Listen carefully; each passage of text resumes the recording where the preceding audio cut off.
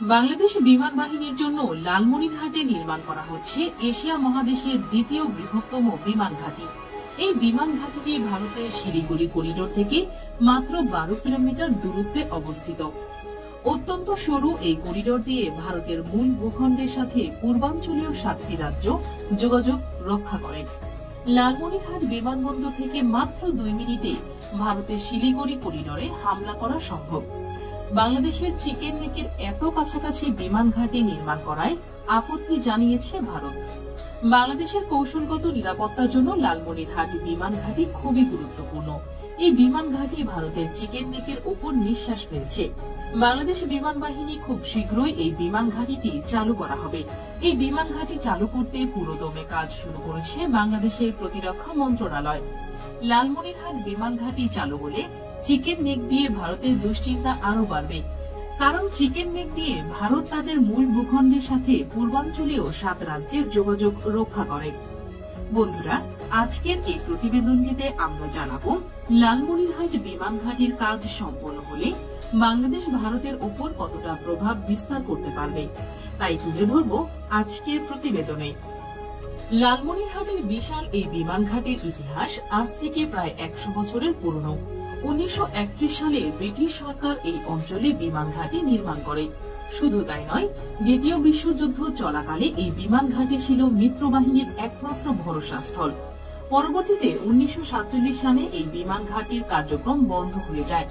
দেশ স্বাধীন হওয়ার পর 1972 সালে বাংলাদেশ বিমান বাহিনীর হেডকোয়ার্টার স্থাপন করার সিদ্ধান্ত নেওয়া হয় লালমনিরহাট বিমান ঘাঁটিতে।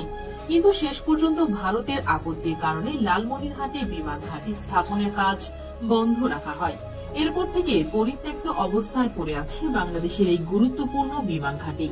লালমনিরহাট বিমান ঘাঁটির আয়তন প্রায় 2000 একর পর্যন্ত। তাছাড়া এই বিমানবন্দরে 4000 কিলোমিটারের রানওয়ে রয়েছে। বিশাল এই বিমানবন্দর থেকে অসংখ্য যুদ্ধ বিমান অপারেট করা সম্ভব হবে, যেটি ভারতের দুশ্চিন্তার অন্যতম কারণ। লালমনিরহাটের বিমান ঘাঁটিটি এতটাই বিশাল যে এই ঘাঁটি থেকে কমপক্ষে 50 থেকে 70টি যুদ্ধ বিমান একসঙ্গে উড্ডয়ন করতে পারবে। লালমনিরহাট বিমান ঘাঁটির আয়তন বিশাল হওয়ার কারণে এই বিমান ঘাঁটিকে 3টি অংশে বিভক্ত করা হবে।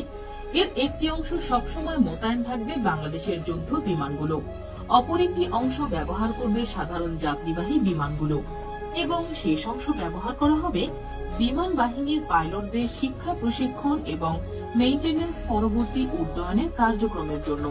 তবে যুদ্ধকালীন সময়ে পরিপূর্ণ বিমান ঘাঁটি ব্যবহার করবে বাংলাদেশ এয়ারফোর্স। তাছাড়া লালমনিরহাটে নির্মাণ হচ্ছে বাংলাদেশ এভিয়েশন অ্যান্ড এরোনটিক্যাল বিশ্ববিদ্যালয়। ভবিষ্যতে এই বিশ্ববিদ্যালয়ের স্টুডেন্টরাই দেশের মাটিতে তৈরি করবে যুদ্ধ বিমান। ইতিমধ্যে এই বিশ্ববিদ্যালয়টিকে আধুনিকায়নে প্রযুক্তিগত সহযোগিতার প্রতিশ্রুতি দিয়েছেন যুক্তরাষ্ট্র এবং ফ্রান্স। এছাড়া বাংলাদেশের লালমনিরহাট বিমানবন্দরকে বিদেশি বিমানের রক্ষণাবেক্ষণ এবং মেরামতের জন্য একটি কেন্দ্র হিসেবে গড়ে তোলার উদ্যোগ গ্রহণ করেছে বাংলাদেশ।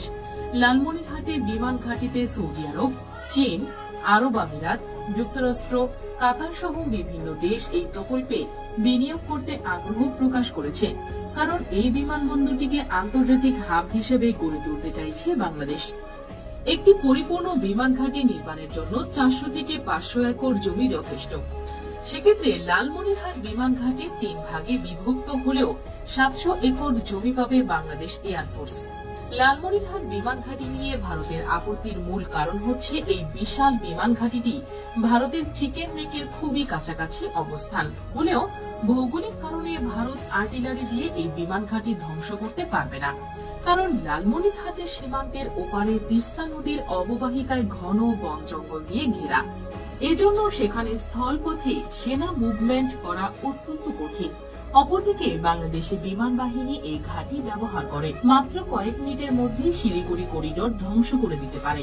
আর শিলিগুড়ি করিডোর ধ্বংস করে দিতে পারলে ভারতের মূল ভূখণ্ডের সাথে দেশটির পূর্বাঞ্চলীয় 7 রাজ্যের যোগাযোগ সম্পূর্ণ বিচ্ছিন্ন হয়ে যাবে। লালমনিরহাটের বিমান ঘাঁটি নিয়ে ভারতের সবচেয়ে বড় ভয়ের কারণ এই বিমান ঘাঁটিটির আধুনিকায়ন এবং সংস্কার কাজ করবে চীনের প্রতিষ্ঠান।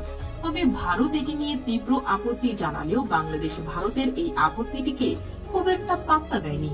বিগত ভারত মদতপুষ্ট শেখ হাসিনা সরকারের উপর ভারত চাপ প্রয়োগ করলে এই বিমানবন্দরের কাজ বন্ধ হয়ে যায়। তবে নতুন সরকার ক্ষমতায় আসার পর এই বিমান ঘাঁটি নির্মাণের কাজ দ্রুত গতিতে এগিয়ে চলছে। এই বিমান ঘাঁটিটি চালু হলে ভারতের পক্ষে আর কোনো দিন বাংলাদেশের উপর হামলা করা আর কখনোই সম্ভব হবে না। কারণ ভারত বাংলাদেশের উপর হামলা চালাতে গেলেই তাদের চিকেন নেক বন্ধ করে দিতে পারবে বাংলাদেশ। বাংলাদেশের গুরুত্বপূর্ণ এই ভৌগোলিক অবস্থানের কারণেই ভারত বাংলাদেশের ওপর হামলা চালানোর আগে 100 বার ভাববে। যুদ্ধকালীন সময়ে বাংলাদেশ যদি শিলিগুড়ি করিডোর বন্ধ করে দেয়, তাহলে ভারতের কোনো রসদ পৌঁছানো সম্ভব নয় এই অঞ্চলে। তাই নিশ্চিত করে বলা যায়, শিলিগুড়ি করিডোর বন্ধ করে দিতে পারলে বাংলাদেশ এই অঞ্চলে জয় লাভ করবে।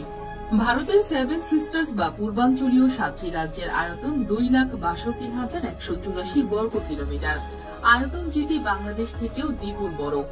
শিলিগুড়ি করিডোরের নিকট ভারতের সবচেয়ে নিকটতম দূরত্বে বিমান ঘাঁটি হচ্ছে হাসিমারা বিমান ঘাঁটি। এই হাসিমারা বিমান ঘাঁটি থেকে বাংলাদেশ সীমান্তের দূরত্ব 120 কিলোমিটার। অপরদিকে বাংলাদেশ থেকে ভারতের লালমনিরহাট থেকে ভারতের শিলিগুড়ি করিডোরের দূরত্ব মাত্র 12 কিলোমিটারেরও কম। তাছাড়া ভারতের হাসিমারা বিমান ঘাঁটির রানওয়ে মাত্র 2.1 কিলোমিটার, যেখানে লালমনিরহাট বিমান ঘাঁটির আয়তন 4 কিলোমিটার। আয়তনে ভারতের হাসিমারা বিমান ঘাঁটির তুলনায় বাংলাদেশের লালমনিরহাটের বিমান ঘাঁটি দ্বিগুণেরও বেশি বড়।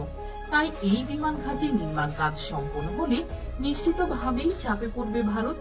তবে সদ্য নির্মিত এই বিমান ঘাঁটিতে নিজেদের অবস্থানকে শক্তিশালী করতে আধুনিক যুদ্ধ বিমান প্রয়োজন।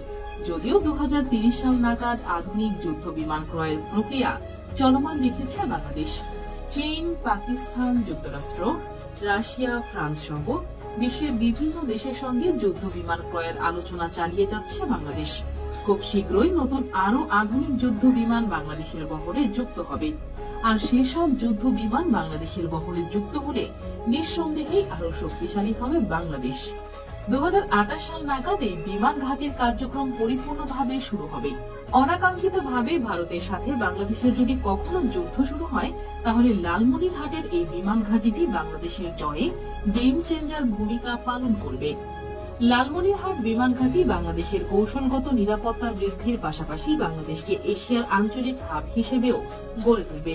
কারণ লালমনিরহাট বিমান ঘাঁটি ব্যবহার করে চীন, ভুটান, নেপাল, থাইল্যান্ড সহ পৃথিবীর বিভিন্ন দেশ তাদের পণ্য পরিবহন করতে পারবে।